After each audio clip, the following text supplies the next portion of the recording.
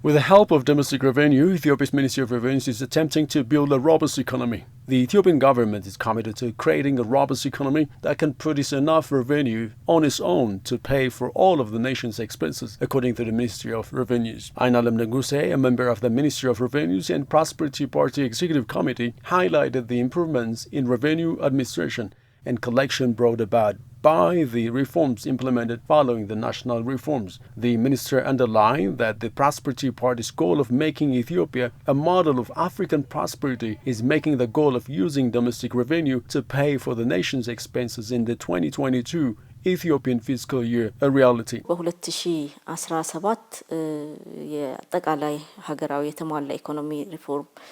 This year, the Ethiopian nationwide revenue reform was implemented. The economic activities or the investment effort are indeed modern, transforming the economy to be more effective, inclusive, as well as practical. It made encouraging advancements in mobilizing more revenues, and the decision has been made for the improvements. It creates a chance to implement its plan of covering foreign costs through the domestic revenue. We are then working on this massive approach of income generating target in 2017 Ethiopian fiscal year.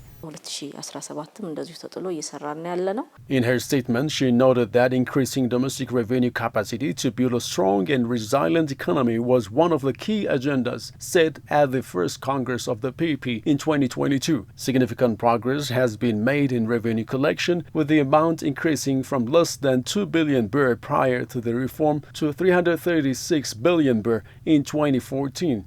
442 billion birr in 2015 and 512 billion birr in 2016 in the Ethiopian fiscal years. The minister also emphasized the positive role that income tax paid by economic actors plays in financing the construction of public infrastructure that benefits all Ethiopian citizens. She also noted that Ethiopia's comprehensive national economic reform has the potential to further enhance revenue generation by creating a modern and competitive investment environment. The minister also underlined how economic actors' income taxes help fund the development of public infrastructure that assists all Ethiopians.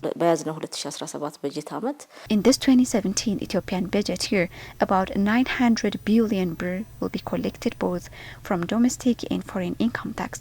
Over the last 6 months, execution indicates us that 451 nearly billion has been collected.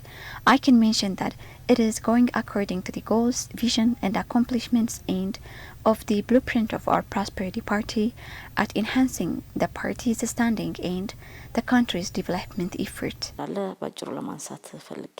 In order to minimize inconsistencies between taxpayers and the appropriate institutions, she emphasized that training and capacity building will continue to be reinforced as taxpayers grow more accustomed to filing their taxes. The government has given taxpayers the options to pay taxes online using a cutting-edge payment system as part of the Digital Ethiopia 2025 vision. She added that, as a result, there were 48,349 online taxpayers in the 2016 Ethiopian fiscal year, up from 5,901 in the 2013 Ethiopian fiscal year. The minister added that by boosting revenue generation, the government's emphasis on priority industries like mining, industry, tourism, ICT, and agriculture has helped to sustain the country's economic growth.